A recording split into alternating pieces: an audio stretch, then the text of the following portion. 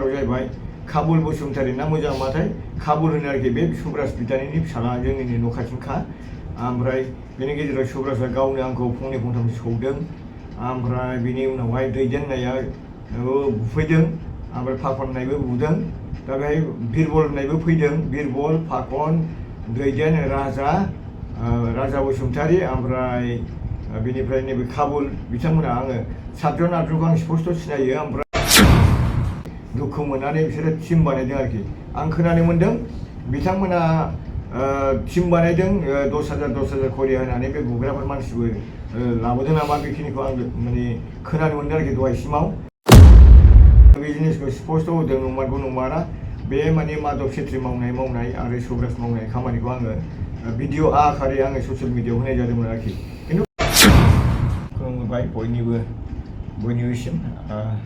जाथायाथ' नंगौ आं दा बिराद खुब सिरियासआव दङ आइसिइउ रुमनिफ्राय आं दासो ओंखारदों आइसिइउ रुमाव उन्दुदों दा जाथाया जाहैबाय आङो जोंनि बड'लेण्ड CM काप सोलिबाय थादोंमोन OIBCTC चेयारमेनानो खुंदों नालाय बे बड'लेण्ड CM काप खुंनानै जोबनाय टाइमाव आङो सेंग्राफोरखौ साहा लोङो मोनसे दखानाव दा मोनसे दखानाव साहा लोंनायाव आङो बे साहा दखाननिफ्राय पकरिया गुदुं मोजांखाय आङो फिसाजोनो हैग्रोदोंमोन बे समावनो बै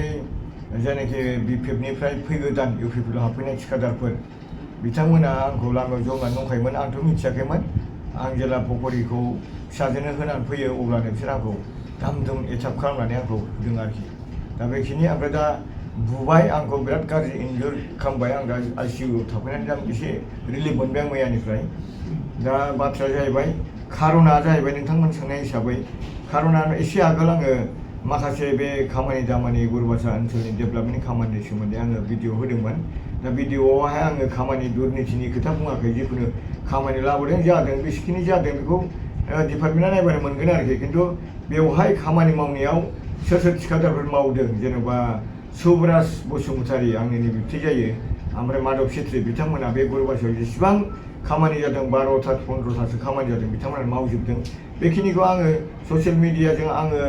आगारनो हादों मानो होनबा रायजो राजाफ्रा बुंबाय थादोंमोन जे बिथांमोनाल' माबोरै खामानि मावो बोरै खामानि मोनो होननानै माखासे UPPनि फुरानानि मानसिफ्रा बोराबनायलाय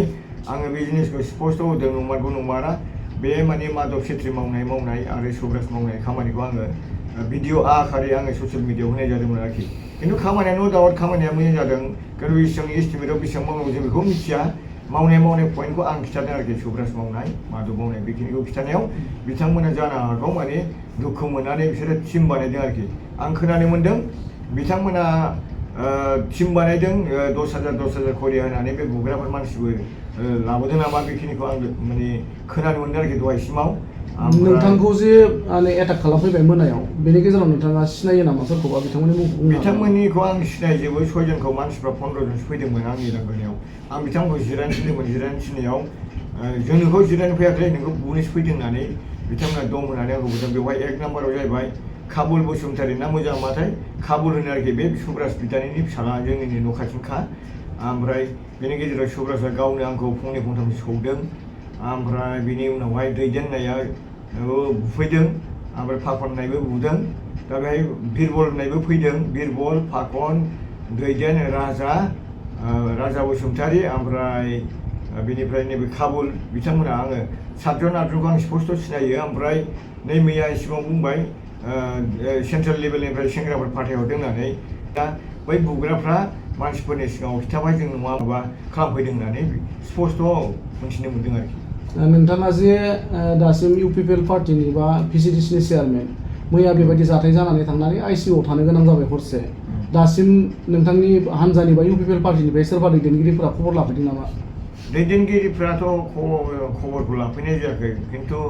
जोंहा सासे दैदेनगिरि जेनेबा आगुनि UPPLनि सेक्रेटारि सेन्ट्रेल सेक्रेटारि मावथि हाज'वारि ब्रह्म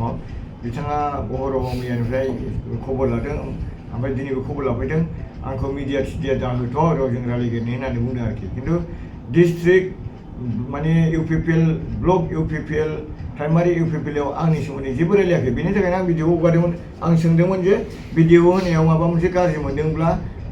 बुंहर कमेन्ट हर आरो बेखौ जों रायलायलायनानै गेजेराव थागोन खिन्थु आंनि सोमोन्दै रायलायनो फैदोंमोन बिसोरो खिन्थु जायनाखि BPFनिफ्राय मैया दाख्लैसो फैनाय नैबे एमपि इलेक्सनाव फैनाय बिथांमोना हाबफैनाय बिथांमोना ज' जानानै मोनसे मिटिं खालामदों प्राइमारियाव आंखौ हाबहोआखै चेयारमेनखौ होखारनांगौ होननानै खिन्थु आं बाहायनो बुंदोंमोन आरोखि नोंथांमोनाथ' होखारनांलायगौ गैया आंनो गारगोन चेयारमेनखौ नांगौबा गाज्रि मावदोंब्ला खिन्थु मिटिङाव आंखौ थाहैबाथ' खेबसेनो समाधान जायोमोन होननानै आं बुंदोंमोन आरोखि बेवहाय बिसोरो थरखा-थरखि खालामनायाव आङो भिडिअ बानायना हगारदों आरोखि बेवहाय फुराना इउपिपिएल सासेबो नुयैलाय गासिबो चेयारमेन होखारनो फैनाया बिपिएफनिफ्राय फैनाय बिसोर मोनसे टिमखा आरोखि बिथांमोनहा माने माबा आंजों थरखा-थरखि खालामनायाव आं भिडिअ क्लिप फिसा हगारना होदोंमोन आरोखि दा बे नोंथांखौ जाखिनि एटाक खालामबाय बेनि सायाव माबा मोनसे एक्सन लागोन नामा नोंथाङा दा आंथ' बिसिडिसि हिसाबै पार्टि हिसाबै आङो लाइनआवथ' थांगोन एक्सना खिन्थु आंनि बेक्तिगत एक्सना जाहैबाय बिथांमोना आगोलनिफ्रायनो 4 मास 5 मासल' नङा आजि बोसोरनिफ्रायनो आंनि थाखाय बिसोरो माने माबा मोनसे आक्रमणनि थाखाय बिसोरो षड्यन्त्र लगायबाय थायो गामि गामि जौ लोङै मा लोङै माने बिथांमोना चेयारमेनखौ बोख्लायनांगौ मानांगौ बेफोरबायदि माने समाल'सना जाबाय थायो बेवहाय आं बेखौ गाज्रि मोना गाज्रि मावदोंबाथ' माने बयहाबो माने चेयारमेनफोरखौ होख्लायनो हाखायो आरो आंनि गुरुबासायाव बिथांमोना स्पष्ट मिडिया पार्सन लानानै बबे बिसटिसिया इलिगेल जामारदों नामा बिथांमोना बेखौ स्पष्ट होगारनांगोन बेनि उनाव आङो पार्सनेलि बिथांमोनखौ आं एक्सन लागोन मानो होनना बुङोब्ला आंखौ जिबादि बुग्लिदों जिबादि आइसिइउ रुमाव थानांलायनाय जाबाय आरो मान सन्माननि खोथा थाबाय दा आङो बिथांमोनखौ केस होगोन केस होनायाव बिसोरो एटेम्प्ट टु मार्डार आङो मोसांबासे रोमै रोमै मेगन नुलायै आङो गोग्लैसोनानै थानायाव गावखादो माने गावखादो बेखौ गावना फोजोबखादो होननाय दङ आरोखि दा बेवहाय बे गारांखौ आङो लकेल गारांखौ दैदेन आरो फाखननि गारां होननाय बायदि खोनादों खिन्थु बाहेरानि मानसि दैदेनखौ आङो आइडिया खालामदोंमोन बे गावदो होननायाव ओमफ्राय दा सानवारि फैदों आरोखि जों साननि मानसियानो जानो हागौ बेखिनिखौ आं फिल खालामदों आरोखि दा बिनि थाखायनो आङो बिथांमोनखौ जेरैबाबो आङो एरेस्ट खालामनायनि बेब'स्थाखौ लागोन आरोखि नैबे दुखुनि समावबो जोबथा मोनसे सोंथि दा नोंथाङा बुंनो थांनाय बायदि जों नुनो मोनो गोजाम इउपिपिएल आरो गोदान इउपिपिएलनि गेजेराव सिङाव माबा मोनसे संघात सोलिगासिनो दङ नामा बेयो निस्सय नोंथाङा मोजां कुइसनखौनो सोंदों संघात सोलिगासिनो दं थारमाने जोंनि गोदोनिफ्रायनो फुराना इउपिपिएलफ्रा सोमला सोमथा लावगा लावगे एखेबारे रानदों रुनदों जेलानाखि प्रमद बर' सारा बा गबिन्द बसुमतारिमोना राजा लामा जथे होदोंमोन आन्दलन खालामदोंमोन नङा होमबा बे समाव बिराद जोगोनार खुमब्रा खांनानै माइरं खांनानै रायजोफोरखौ आन्दलनकारिखौ जाहोबोदोंमोन दा बैफोर पिसिडि आरो डाबल पिनिफ्राय फैनाय जोंनि इउपिपिएलनि जेनाखि सोद्रोमा बिथांमोना दिनैसिम जेबो गरसेबो थाखा रां आरजिनो हायाखै आरो स्किम सुबिदा मोनाखै बेनि थाखायनो सम सम आल'सना जायो जे गोदान फैनानैसो नै दिनैनो फैयोबा दिनैनो आर'नाइ गानोबा स्किम हरो नङा होमबा माबा मोनसे सुबिदा हरो बेनि थाखायनो बेखौ नुनानै आंनि सिगाङाव बुंबाय थायो चेयारमेन हिसाबै माने जोंनि इउपिपिएलखौ नायसनला फुराना मानसिफोरखौ नायसनला बिदिबा जों इउपिपिएल थाला जोंबोथ' थानानै मालाबा बेबायदि मोनसे खुद्रिखांनाय बाथ्राफोरखौ बिसोरो बिथांमोना आंनि सिगाङाव बुंबाय थायो ओमफ्राय आं बुजायो आरोखि दे थिगैनो जागोन दा लासैनो दा बेबायदि सिङाव बिराद हंगार दङ दिनै आं नोंथांमोननि मिडियानि गेजेरजों बुंथांबाय आं बुंनो गोसो जायाखैमोन नोंथांमोननि कुइसन खालामनायाव दिनै ओंखारबाय जे निस्सय जोंहा फुराना इउपिपिएलआ माने गोसोआव बिराद आघात दङ बेनि थाखायनो दिनै गोजाम माने जेनाखि माने गोदान इउपिपिएलफ्रा फैनानै स्किम लाख कौटि थाखानि खामानि मावगासिनो दं बेवहाय गोसोआ गोजोननाय गैया आरो